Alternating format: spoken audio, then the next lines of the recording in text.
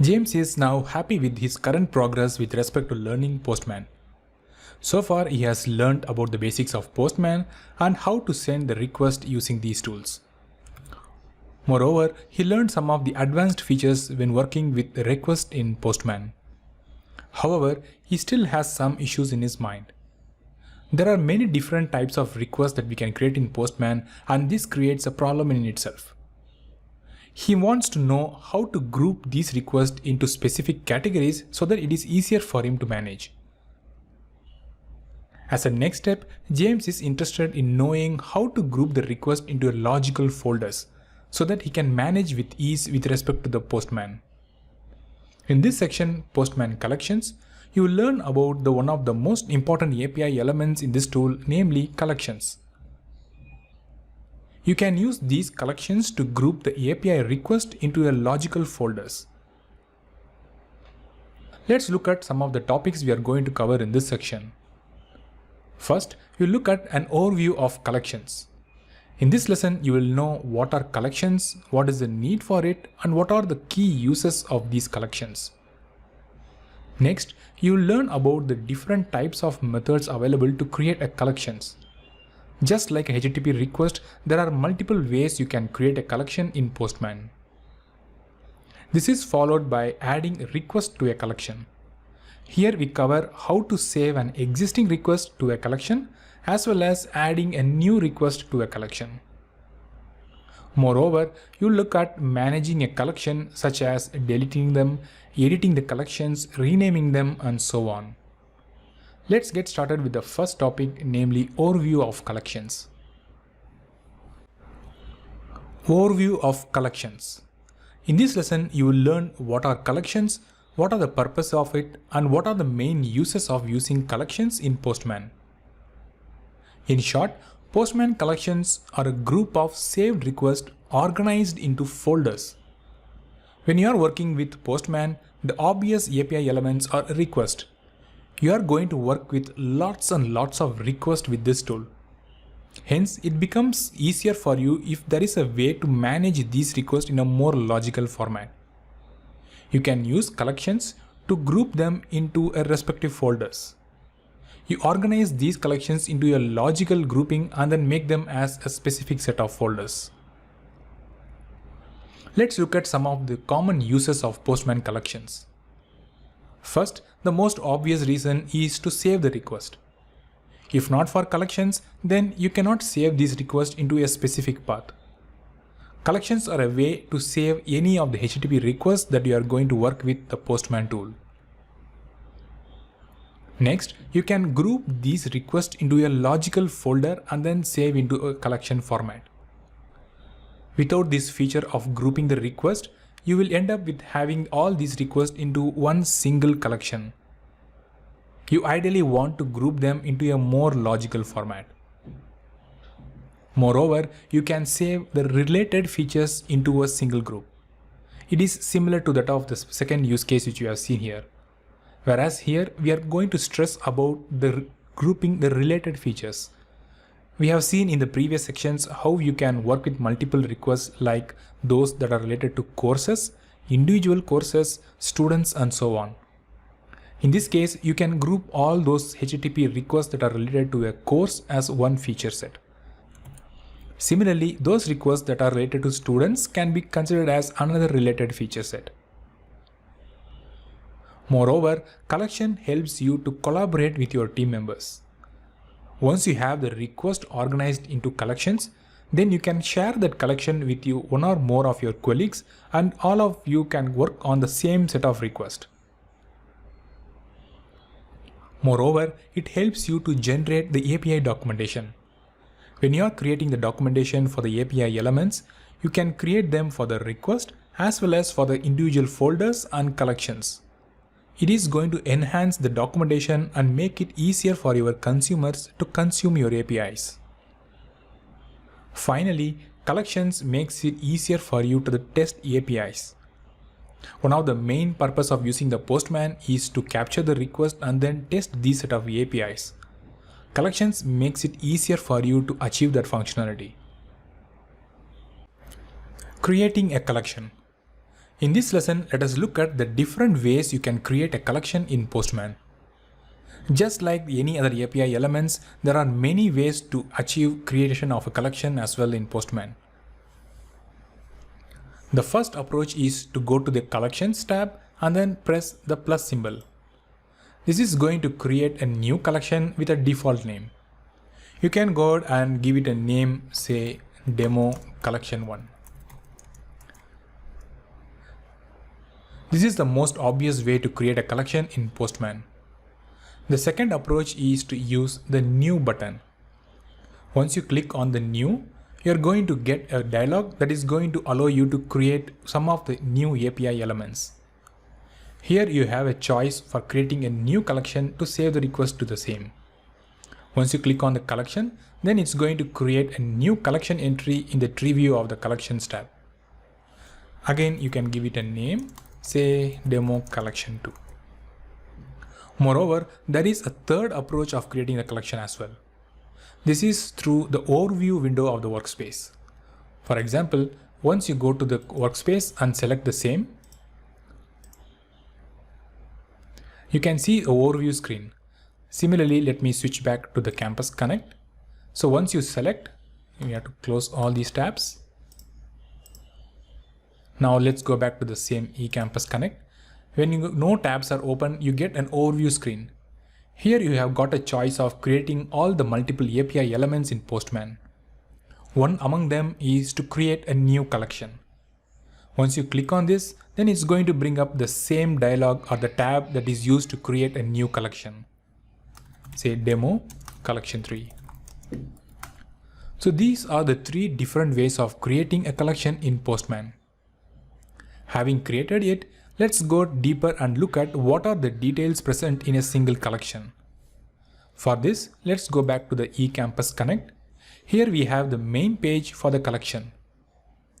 First, we have the name of the collection itself that is noted as eCampus Connect, and also you have a choice to copy the link of the collection so that you can share it with others. Next, you have one or more of the tabs under the collection. The first is the authorization, wherein it's going to show you one or more of the authentication types supported by Postman. If you are going to choose the authentication at this level, it's going to apply this type for all the requests available under this specific collection. Next, we have this pre-request script, wherein you can write JavaScript to test some of the functionality of the collection. Here, as the name tells, the pre-request script is going to get executed before every request in this collection.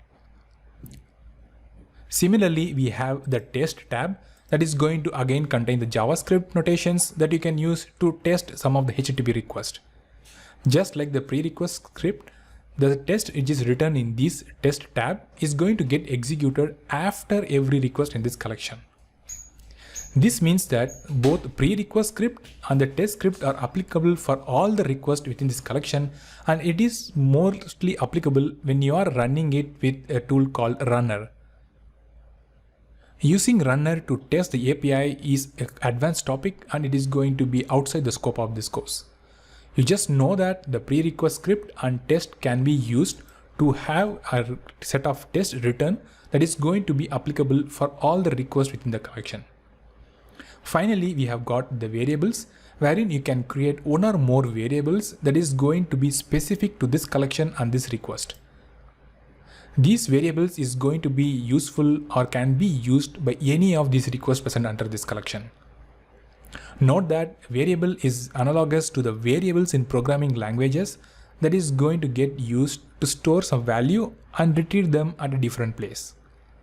For instance, here I have added a variable called base URL that is going to contain the URL of the mock server I am using for this demo. Since I have added this variable at the collection level, I can use this variable in any of these requests. You can notice that I have used that variable called base URL in all the requests that I have created so far.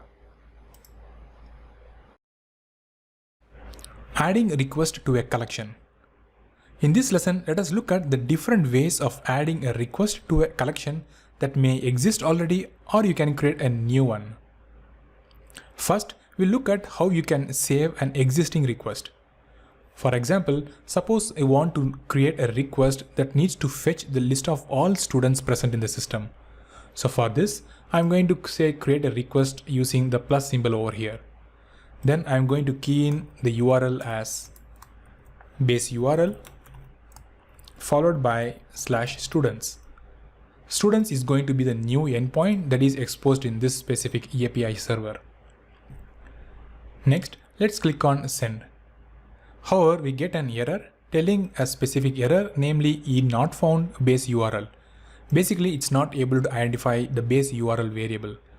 The reason being, it is not yet added to the collection, namely eCampus Connect. Hence, it is not able to resolve this variable. As you can see here, once you hover the mouse over the variable, you can notice the error as unresolved variable. To resolve this, I am going to save this request under the existing collection, namely eCampus Connect. Once you click on save, here it is going to give you the option to select one or more of the collections that is available. I'm going to choose eCampus Connect, and then I'm going to create a new folder called students, so that I can group all those requests related to students under the students folder. Click create, and then navigate inside the students folder and click save. Now we can notice that the new API endpoint /students for the get verb is stored under the students folder. So now, since it is present inside the collection eCampus Connect, if you hover the base URL variable, now you can look at the URL being populated properly. Once you send the request, then it's going to pull in all the students that is available in the system.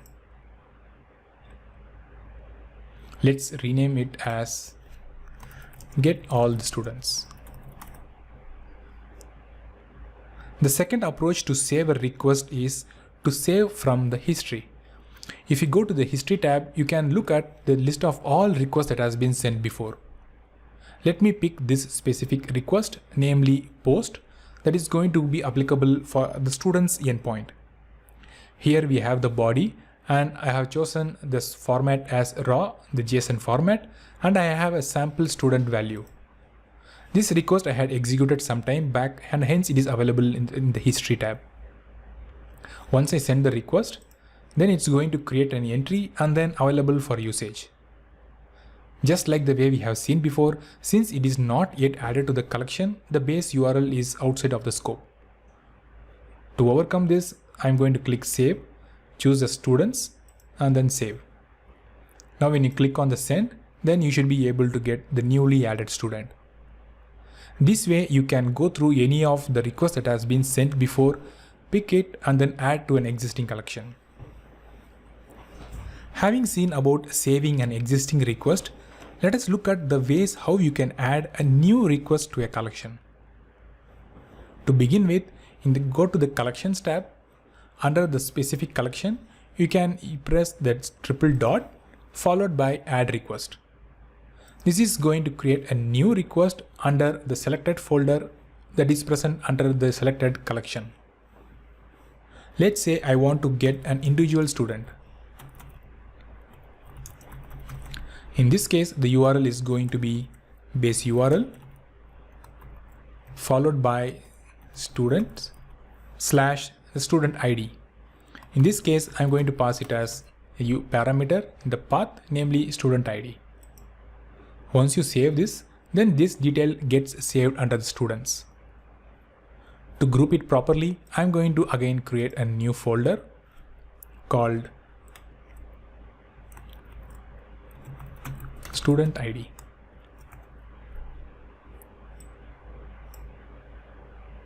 Just like we have the course ID, we are going to have the student ID as well.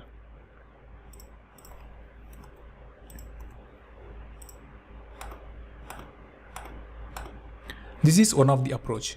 In the second approach, just like we have seen in the before, for various API elements, we have the new button.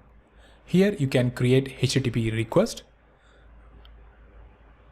Looks like I made a mistake in organizing the collections. So instead of having this individual student, I have drag and drop the collection. Let's correct that. Inside the student ID, we wanted as individual student. So let's drag and drop this. and let's rename the post to make it as add a new student.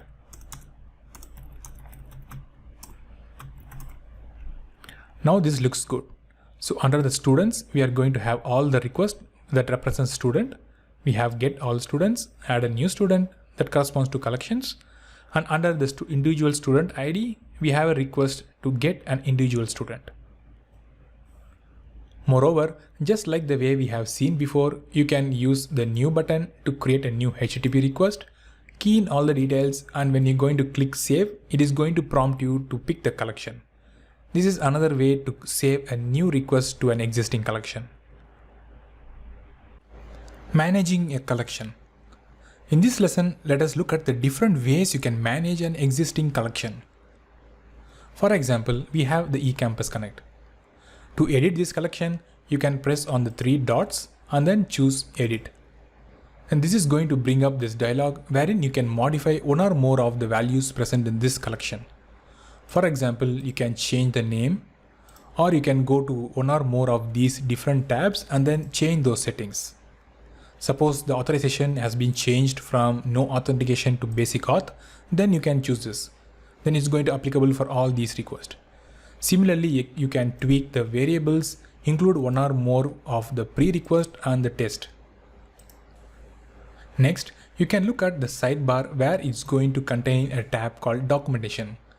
Here you can key in more details for the documentation so that it is easier for your consumers to use these APIs. Note that the documentation you are going to provide here will be part of the final documentation that you will be creating to expose your API into a single document. For example, the description can be as simple as APIs related to the Campus Connect system. You can also use various commands that are related to the markdown. You can also preview the text if you are having those descriptions with various markdown commands. Once done, you can save it. Moreover, there is one of the option called favorites. If you have more collections being present in your workspace, like for instance, here we have 4 collections, then you can use this icon to mark it as favorite. Once done, it is going to appear at the top of the workspace. Next, let us look at the folders. We have seen in various lessons how to create folders within the collections to group the related request. In our example, we had created folders like courses and students to group the respective request under these specific folders. The request that is present inside the courses are going to be related to that course endpoint. Similarly, those that are grouped under students is going to refer to the student endpoint. Moreover, you can create nested folders within each other. We have already done that. So within the courses folder, we have created another folder to represent an individual course ID. Similarly, you can keep adding multiple folders to have a nested collection of these folders. Finally, let us look at how to delete an existing collection. So to delete the collection, let's pick one of the collection and then you can press on the 3 dots and then choose delete. Once you do this, then it's going to show you a warning that once it is deleted, then it's going to delete all the related API elements as well. If you are sure that you are going to delete it, then proceed by clicking on the delete button. There is another way to delete the collection. Once you select the collection that you wish to delete, you can click on the 3 dots available in the right side panel and then choose delete. However, if your intention is to not delete but just move it from this workspace to the another workspace, then instead of deleting from here and then adding it in the other workspace, you can move the collection from this workspace to the other workspace easily. For this, you select the collection that you wish to move and then click on those 3 dots and then click remove from workspace. Then it's going to show you a couple of options wherein you can either delete it permanently or you can share it to another workspace before removing it. So if you click on remove, then it's not going to allow it. The reason being, it strongly advises you to share it to another workspace. Once you click on share, then you need to pick one or more of the other workspaces that is available and then click on share and continue. Let us summarize some of the key points you had learned in this section, Postman collections. Collections are a group of saved requests organized into folders. The collections makes you to group them so that you can group the related request into a logical folders. When it comes to the usage of Postman collections, you learn that you can use it to save request into a collections, group the related request, save the related features under a specific collection or folders, collaborate this with your team members, helps you to generate the API documentation at the collection level, and finally it allows you to test APIs using these collections. When it comes to creating a collection, there are many ways to achieve the same. The first approach is to go to the Collections tab and then press the plus symbol. This is going to create a collection that you can proceed to give it a name and then start using it. The second approach is to use the New button followed by picking the collection option. Moreover, when you go to the workspaces and then select a specific workspace, you get an overview section. You can also choose create a collection option to create a new collection. These are the three different ways of creating a collection in Postman. When it comes to saving or adding a request to a collection, you can either save an existing request or add a new request to the collection. To save an existing request, you click on the Save button, followed by giving it a name for the new request, followed by selecting a specific collection and then clicking on Save. Moreover, if you want to add a new request to an existing collection, you can pick the collection from the sidebar, click on the three dots, and then select the option Add Request. This is going to create a new Add Request tab that is going to get saved automatically inside the selected collection. Another approach is to use the New button that is going to bring up a dialog wherein you select the HTTP request that will bring up a standard new request dialog. Once you key in all the details, click Save and then pick a collection name and then save to it. Next, when it comes to managing a collection, you have got many options for a given collection. For this, you select the required collection and press on the three dots. Here you can see various options that you can use to manage an existing collection. Some of the most common operation involves editing it, renaming the collection to give it a new name, deleting it from the collection, or removing it from the workspace. Hello, I am Praveen. I hope you are liking this video so far. This video is part of the Postman tutorial Getting Started with API Testing course. This course covers various topics related to Postman like sending HTTP request, advanced topics with respect to the request, Postman collections, environments, Postman workspaces, and various other useful Postman features. To continue your learning, I strongly recommend you to enroll in this course so that you can go through each of these various sections to mastering the Postman concepts. Moreover, I have included a link at the bottom of this description that includes a coupon code that gives you up to 90% discount. Get started by clicking on the link to enroll in this course to master the Postman's concepts. I hope to see you in the course inside. Thank you.